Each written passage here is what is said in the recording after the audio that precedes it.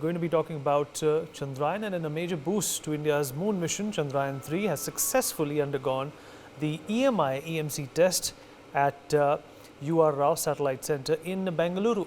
The EMI-EMC test is necessary to check the functionality of the satellite subsystems in the space environment and their compatibility with the expected electromagnetic levels. The test is a major milestone in the realization of these satellites. This landmark step is an indicator that India shall soon launch this mission. This rather prompts us to ask, will the elite space club finally acknowledge India as a game changer? To talk more about this, joining us on the show is Tapan Mishra, former director of Space Applications Center, ISRO, and former director of the Physical Research Laboratory, Ahmedabad. Group Captain Rian Jha, senior scientist and former joint director of DRDO, also joins us on the show. Sumit Peer, political commentator, is also with us on the program. And last but by no means the least, Professor Madhav Nalapat, editorial director of the Sunday Guardian, joining us on the show as well. Group Captain Rian Jha, how would you categorize this development? You know, for a very long time, India has been mocked by the Western world when it comes to us knocking on that much coveted and elusive space club. Do you think that we have our foot into that door right in and clear? Well, Vineet, thank you very much for having me here on your show, and thank you again for taking the subject of science onto your channel and making all your viewers aware of it. See, India is already there, whether it was Chandrayaan earlier, Chandrayaan-1, Chandrayaan-2, or whether it was Mangalyaan. So India has already been there, much beyond the sphere of the Earth's orbit and the Earth's exosphere. Now, as far as the satellites and other things are concerned, when you take up any equipment which has got electrical circuits, electronic circuits, communications with each other, now those must be tested for this EMI-EMC, because what usually happens when we go through the atmosphere, you know, there could be clouds, there could be static electricity, and when passing through those clouds and static electricity, thousands of volts of electrical charges, whether it is in the current form or the static form, the payload passes through that, and while passing through that, electromagnetic inductions are usual, and some of those heavy electromagnetic induction can spoil, burn the circuits of the payload that it is carrying. So it is absolutely pertinent for any payload which is going, which is getting airborne, which is not grounded as per the Earth's criteria, which is getting airborne, whether it is in the air, like our LCA also, when we had made the systems and subsystems electronic one, that had to be tested for this EMI-EMC. There is a MIL standard, I think it is 461 ECO or something like that. I had tested long back earlier. As per that, it is being tested so that it withstands passing those charges. Similarly, the satellites, the Chandrayaan-3. Chandrayaan-3 is carrying two very important modules. One is the lander, another is the rover. Lander will remain on the lunar surface, and the rover will move out of it and do exploration, send the signal from it to the lander, and lander sends the signal to the orbiter, which is already there right now, which was inserted during the Chandrayaan-2 phase. So there's a huge important communications going to be established between these three modules and subsequently to the Earth. So it's a very important test that has to be done so that the equipment that is going from here, the lander and the rover, whatever circuits it is carrying, that must withstand those electrical charges, where in Earth's atmosphere or even beyond Earth's atmosphere, you know, when the solar particles comes, galactic radiations come, they stay in the Earth's orbit somewhere beyond, about 3,000, 4,000 kilometers beyond. There is a Von Allen belt in which lot of charged particles exist, and if we happen to experience those, we will have instant death. So that type of charges are there in the space. So while carrying those objects, those payloads, it has to be tested for that EMI-EMC, and this is a very important test. And you know, ISRO has been very expert in designing the circuits. All the satellites that it has designed, it is continuing there. So there was hardly any doubt that it will not withstand the test. but I still compliment ISRO that it has successfully done the test onto this Chandrayaan-3, and it is ready for the next test series of the tests that it has to go beneath. Absolutely. Mr. Tapan Mishra, Yes, though I your read. thoughts on this development, and is this setting us up and pivoting us for a very quick launch? No, it only said this test is the first of major tests. I just explained to you that the EMI-EMC test is that after they integrate the payload in the clean room, and when they are all together, they are in the lander, there is a rover, then there is a orbital element. This is called the propulsor. It is essentially the orbiter of the Chandrayaan-2 without the payload elements. And the lander has to communicate with an orbiter, this rover, and in return the lander will communicate back to the orbiting element, and the orbiting element will send back the data back to Earth. So this is the trip communication game, and all are in the S-band, and they are in a very close space frequency. So when they design, they defined a particular amount of power level, they defined a particular polarization configuration. Somebody will operate in the right-handed circular polarization, somebody will operate in the left-handed polarization, and there is a pointing of the antenna, automated pointing will be there to Earth, and these all elements are tested in the EMI-EMC chamber. Apart from that, this is the spacecraft. Any spacecraft is a very congested space, where at the very close space, they have a high power elements, they have a low power elements, there are some digital electronics, there are RF electronics, and they share the common power bus, and there is a lot of interference through the power bus to all the elements. If you switch on the digital elements, it will create a RF noise, or if you switch on the RF noise, then it will RF system, high power system, it will create a digital system, some clock noise, and all this happens. So they are defined under level, and there are some standards are there. You have to meet those standards, all the hardware. They are called a MIL standard 461C. In this case, this is a 461E standard is being employed.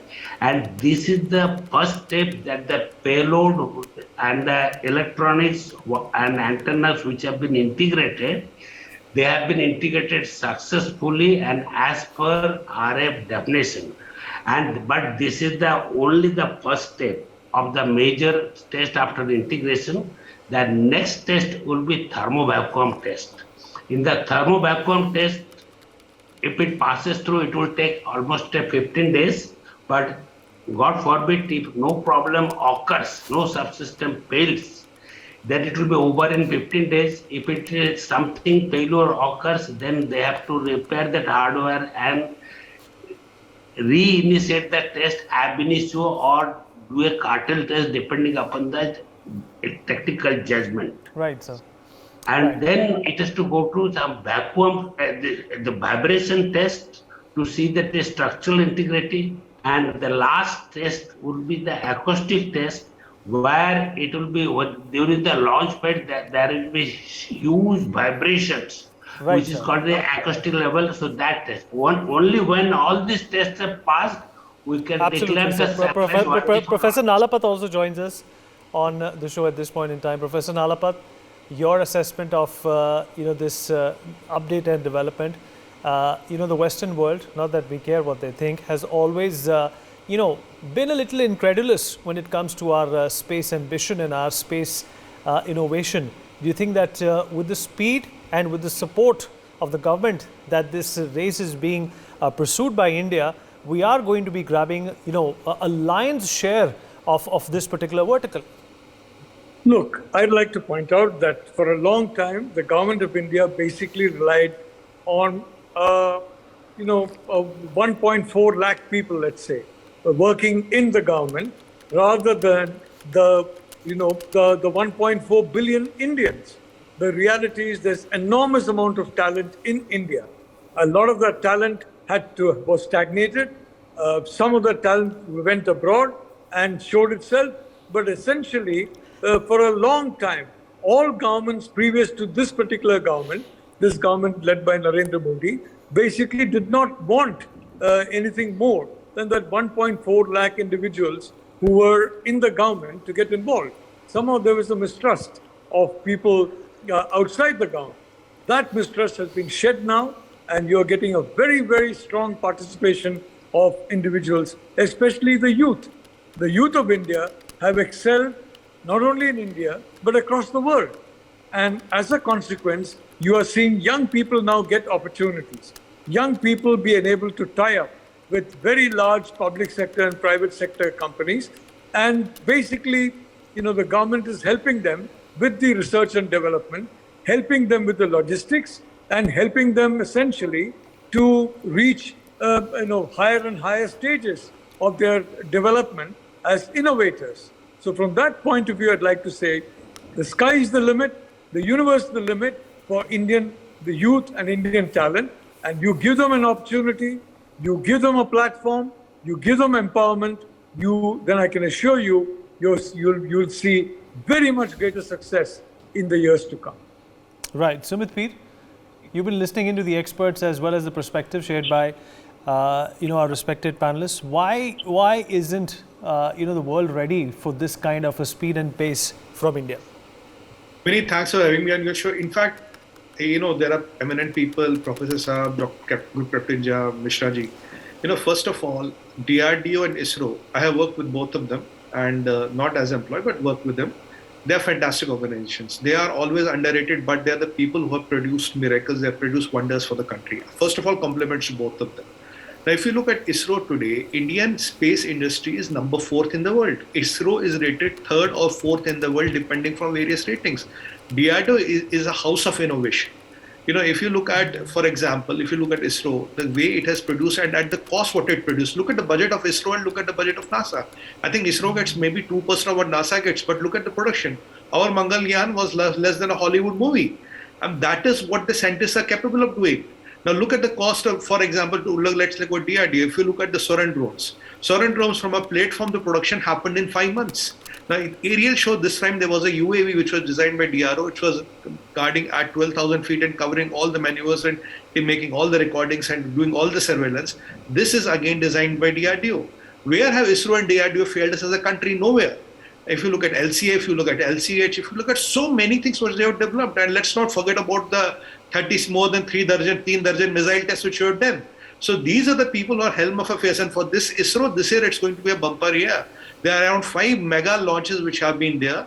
You see, remember Prime Minister Modi going there when it was the launch, it did not go well. He patted the chief chairman, he said, look, this is all okay. This involvement of the government, this involvement of the Prime Minister, these funds being allocated, this national coverage being given, Jitendra Singh being there, the whole of the national media have been covering. Now that is what has happened. And let's not forget, ISRO has been stuck with scandals. There are foreign agencies which have worked and tried to sabotage ISRO. You know Mr. Nambi Narayan's case? Everybody knows. Rocketry has taken that to the whole world and see how our projects were sabotaged. Amidst that, amidst the challenges, ISRO and DRDO are delivered. Now this year, what we are doing is rattling the whole world, because it's not the speed also we need, there is the cost. At what cost are we doing? Look at the budgets of ISRO and NASA, you will get the idea. And the way India is indigenously developing more and more technology, in fact, what is scaring the world is Make in India and Atmanirbhar Bharat. Because this endeavor of India to develop most of the things on your own, develop the technologies at our own. Earlier, these lobbies who were importing things and who were getting money and who were getting paid and commissions and all, gone are those days. ISRO was hit with the Devas controversy as well. It was all against for S-bands and X-band frequencies. Now, gone are those Devas days. Where has ISRO gone? It is the same set of people, but if the government changes, the things change. And what has happened now is what Professor Manan Alper rightly said is the PPP, public-private participation model. When these things come in, now first our startups have started launching rockets. They have started sending satellites up in the air. This is the power of the government. Now, ISRO is not only doing its job, Vineet, it is also mentoring these startups. It is also teaching these startups. There's a government policy wherein ISRO mentors them. So ecosystem is going to come up. And we need 3 or 5 years down the line, the launching industry, and with this PSL we launch this time, which will go right with the PSL we launch, we are entering the big time space. And let me tell you, ISRO has the record of sending 104 satellites to the space, and even NASA does not have that. When Donald Trump was asked, somebody, is it true? He said, yes, it's true. Say, what are the NASA guys doing? With all those track records and the cost and all that, with PPP coming in, the satellite launching business, which was initially with Arianespace, which were the #1 guys, now it is moving to India. India is sending more and more international satellites, making satellites, sending LEO, MEO, GEO, all kinds of satellites they are launching today. This is the brilliance, Vineet. And when the private sector comes in, we are talking of a 500 billion industry. Maybe 20 years down the line, we are talking of a $1 trillion industry. This emergence of India as a space power is irking the West. So they are not trying to acknowledge you, but that doesn't matter. The markets are moving. We are getting more and more launches. We are overwhelmed, we are over busy, and it is just the beginning. ये तो इफ्तिदाई इश्क है, होता है क्यों, आगे आगे देख होता है क्या. All right. We'll also take concluding thoughts from our panelists, starting with Group Captain Jha. Group Captain Jha, as Sumit said, that the Make in India mantra, the indigenous push, is perhaps culminating towards its peak, and this is nothing short to propel in that direction. Absolutely, Vinay. Look, fortunately, Indian space program has not been, countered in the real sense by the Americans. There were some odd program where they didn't want to lose their hold onto. There were interferences into that, but if we go back to the ISRO's history, even the first sounding rocket was assisted by US agencies. So we haven't been having much hurdles from them. But what happens when we have our own program? We test the equipment absolutely robustly. I told you that when we were making the components for the LCA, ECU, electronic control unit, the same robust EMI, EMC it had to go through. There are a set of environmental tests, the electrical tests, performance tests, that it all goes on the ground under the lab conditions, and then comes the trials and things like that. So it's a mandatory thing that goes through, and we have been very stringent in testing the equipment, almost on the NASA standards, on the military standards that US International the forum today tests most of these equipment as per the MIL standards. So we have been testing as per that, and it's a compliment for ISRO, because all the satellites I told you that have been made, all of them have passed all these tests. So expertise is already there. So it is only putting those sort of installations around the circuit, around the equipment, around the subsystems that insulates it from the electrical damages or the electromagnetic damages that may incur in the flight. So with all those things happening, I compliment again ISRO that it has passed a milestone, and in the coming days, coming weeks and coming months, further tests related to the Chandrayaan, related to the Gaganyaan will be completed, and they will be absolutely on track to their ventures. Vineet. All right. Professor Nalapat, concluding thoughts, sir? Well, I'd like to say that, yes, I fully share this congratulations for ISRO. And may I point out that ISRO was subject to very cruel sanctions. The same countries such as the United States that used to flood China with technology tried to block ISRO several times, as also our atomic energy program, but it didn't work. ISRO has become a major space power, and that too, as Sumit correctly said, at a fraction of the cost. So very frankly, now that it's been opened out to the entire 1.4 billion Indian people, especially the youth, there's a lot that we can expect. The fact is, Vineet, there are exceptional qualities in each of us. The point is to discover those qualities and empower them. And if we discover those qualities in our own people, empower them, as is slowly beginning to happen, then the sky is not the limit. The universe is the limit. Sumit Peer? Vineet, there are 3 points I want to make. First of all, these people who work there are people of immense talent, immense grace. and amidst the very tough conditions, they deliver. That is, so congratulations to all of them. I am complimenting ISRO, I am complimenting DRDO, because I know what is the caliber of people there. And these people, let me tell you, sir, they can get jobs anywhere in the world. There is no dearth of people who are trying to hire them. Point number two, look, we started ISRO. Our neighbors also started space agencies. You know where they are, where we are. I'll not even talk about Pakistan. And if you compare ISRO with a Japanese space agency, they tried to send a rocket, it blasted while it was going up. If you compare with the Germans, if you compare with British, we are much ahead of time. So even if you compare with the money which has been put on Chinese and the kind of technology was given to Chinese and the kind of technology Chinese stole, still they are not able to match ISRO.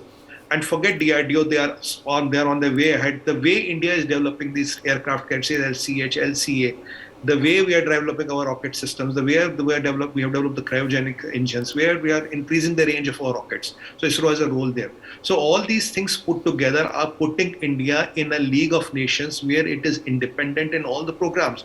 What gives me greatest pleasure is that Indian space is now rated 4th or 3rd in the world. Some rated 3rd, some rated 4th. And they say within 10, 20 years, it will be $1 trillion industry. Okay. With the private industry coming in, Vineet, $1 trillion is what will irk a lot of people. All right. Okay. Mr. Mishra, concluding thoughts, sir. 30 seconds and then we wrap up. Yes. See, all these so-called scandals and the sanctions are actually welcome thing. They have actually spurred ISRO to create innovation and build things in the country and beat others. So nothing has stopped us. And let's like in Sanskrit, the Singhavalokan, ISRO always looks at the failures backwards and then moves forward, learning lessons from it. Most importantly, that ISRO's contribution is that ISRO has become an inspiring figure, apart from being a towering figure in the space technology. And ISRO inspires students, teachers, companies, private sector to excel in India, using Indian brain, using Indian talent, and using Indian technology. And it leads to a greater spark to our industry. I think this is what ISRO's contribution, and the Chandrayaan-3 will be success. I have no doubt about that. Thank you, Vineet, sir. I have one second. Yeah, quickly, Sumit. Vineet, now I will appeal to the whole of the country. Time to shun those NASA t-shirts. Let's wear ISRO t-shirts. That's a good point, and I don't need to top that with any conclusions. Thank you, everyone, for being a part of this conversation. For more such videos, subscribe to the NewsX YouTube channel, hit the bell icon.